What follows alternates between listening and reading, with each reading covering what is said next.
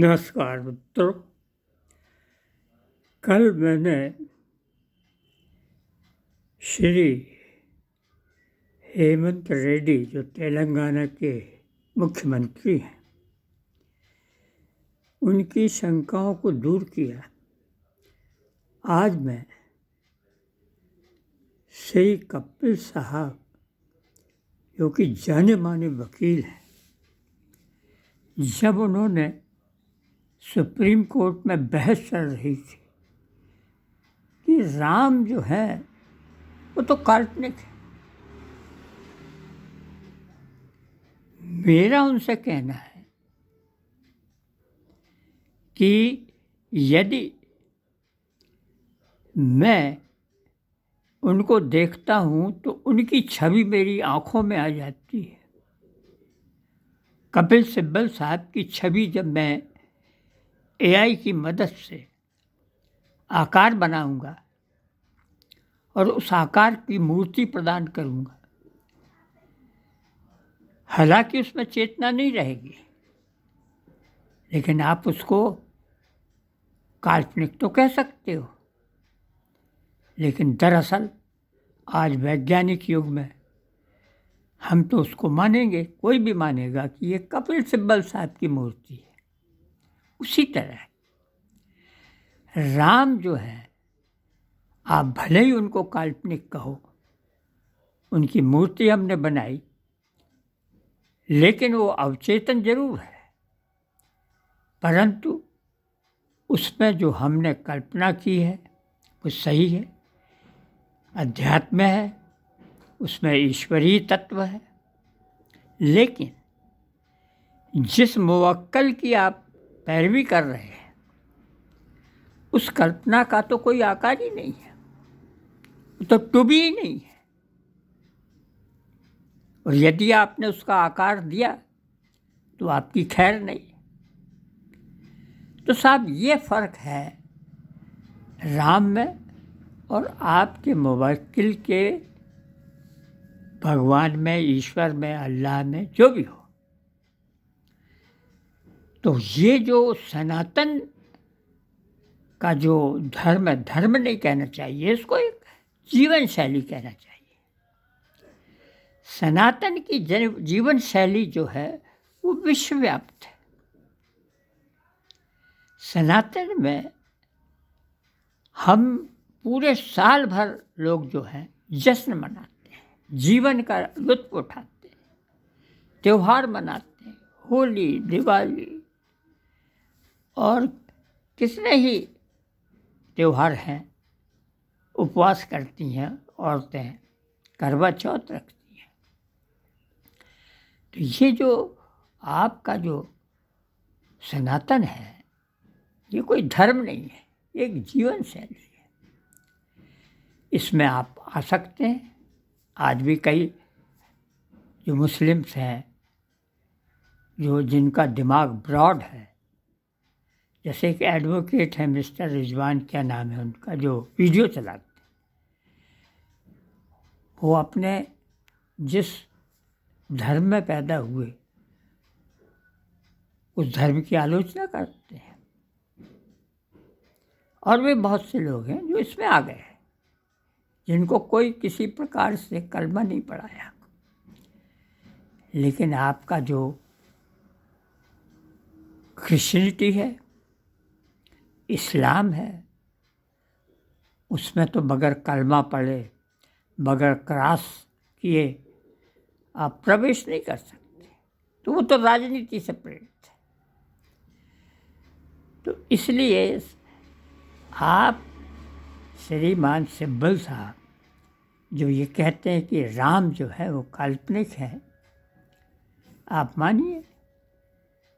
लेकिन लाखों सनातनी जो है उनको अपना आदर्श मानते हैं, वो आदर्श जीवन की प्रस्तुति करते हैं। ये मेरा आपसे कहना है। अब मैं दूसरे तथ्य पे आता हूँ। वैज्ञानिक तथ्य ये है कि हर कण कण ये पृथ्वी जो है ये अणुओं से बनी है, एटम से बनी है। आप और हम इस संसार में 100 साल 150 साल तक जीवित रहते हैं, चाहे वो इस्लाम अनुयायी हो, क्रिश्चियनिटी का अनुयायी हो, बौद्ध धर्म का अनुयायी हो या सनातनी जीवन शैली का, सब इस मिट्टी में दफन हो जाते हैं और इस मिट्टी में बन के अणु बन जाते हैं। और इसी अणु से इस पृथ्वी के मोशन के जरिए जो पहाड़ बनते हैं, जिनके एक एक अंश के अंदर आप और हम समाये हुए हैं, उसको काट के आप मूर्ति बनाते हैं। हालांकि मूर्ति में चेतना नहीं रहती है, लेकिन हम अपनी कल्पना से उसमें अध्यात्म से उसकी पूजा करते हैं, उस मूर्ति की। तो आपका ये कहना कि राम एक काल्पनिक है, कृष्ण एक काल्पनिक है।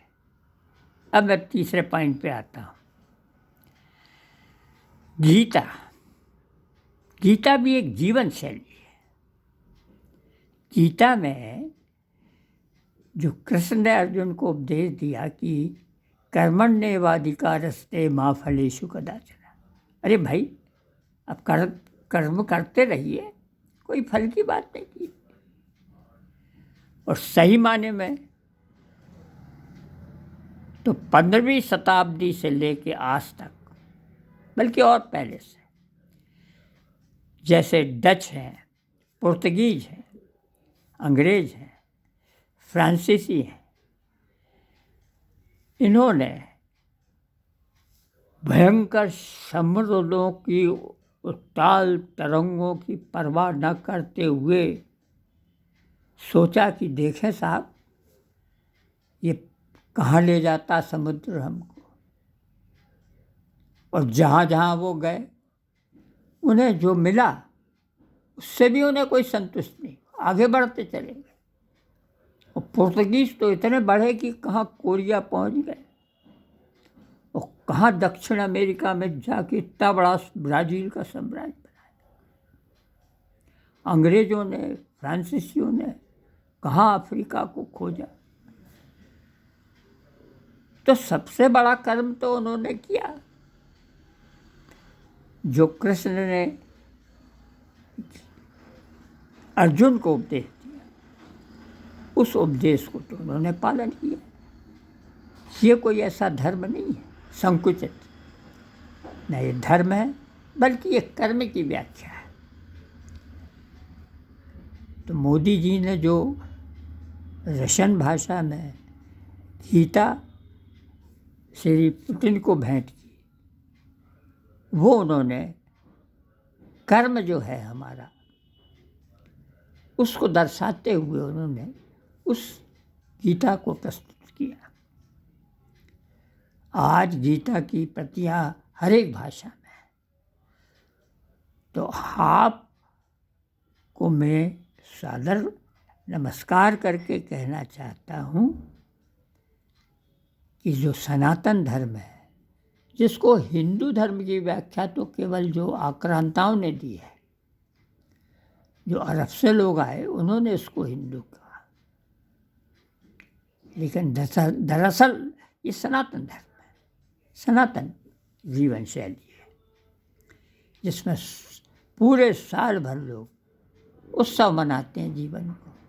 और जीवन कितना है? हार्डली 100 साल 150 साल। और उसके बाद हम मिट्टी हो जाते हैं, मिट्टी के बाद पत्थर बन जाते हैं, पत्थर का आकार देते हैं हमारे जो जितनी जनरेशन है। तो ये हमारी जीवन शैली है। तो इस वीडियो में मैंने आपको इतना तो खुलासा कर दिया है। अब मैं आपको पहले भी बता चुका हूँ कि हम वंदे मातरम क्यों करते हैं। अरे भाई, जिस धरती से हम पैदा हुए हैं, जिस शस्य श्यामला धरती से पैदा हुए हैं, जो हमें अनाज देती, फल फ्रूट देती है, पानी देती है, हम उसको प्रणाम करते हैं। लेकिन आपने देखा होगा कि अरब जो है वहाँ सूरज को प्रणाम नहीं करते, क्योंकि वो तो भयंकर गर्मी से उनको तकलीफ देता है अरब वासियों को। रात बिल्कुल काली रहती है जिसमें बिल्कुल अंधकार रहता है। लेकिन जो ही 15 दिन के बाद चाँद दिखा उन्हें, तो उन्होंने कहा ये तो अल्लाह की नियामत है, और उस चाँद को पूजने लगे। तो सर, मेरा आपसे यही कहना है कि इस तरह की जो दलीलें आप देते हैं वो शोभा नहीं देती। और यहीं मैं इस वीडियो को समाप्त करता हूँ। नमस्कार मित्रों, नमस्कार, धन्यवाद। और आप भी कहिए वंदे मातरम।